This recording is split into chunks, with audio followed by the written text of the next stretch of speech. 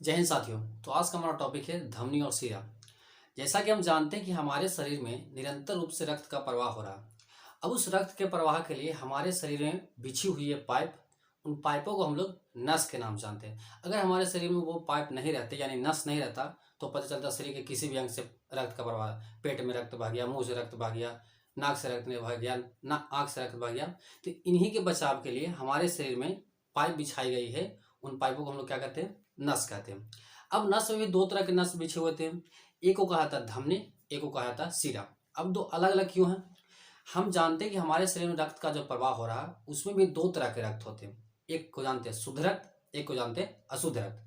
शुद्ध रक्त उसे कहते हैं जिसमें ऑक्सीजन मिला हुआ होता है, अशुद्ध रक्त उसे कहते हैं जिसमें ऑक्सीजन नहीं मिला होता। तो चलिए समझते हैं धमनी और शिरा में अंतर क्या होता है।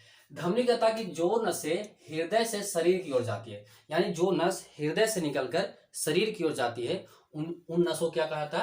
धमनी कहा था। और शिरा क्या होता कि जो नस शरीर से हृदय से शरीर की ओर गया वो तो कहलाएंगे धमनी।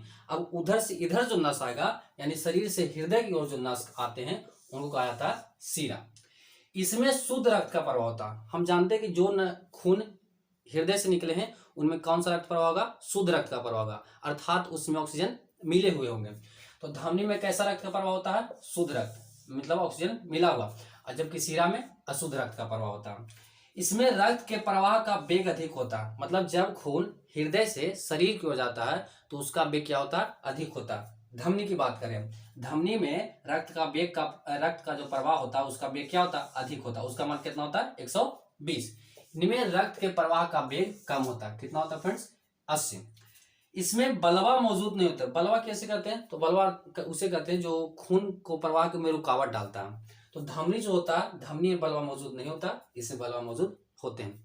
तो ये बेसिकली चार अंतर बेसिकली याद रखिएगा। ये कभी कभी एग्जाम में पूछता है, बोर्ड के एग्जाम में 2 नंबर का सवाल पूछता है।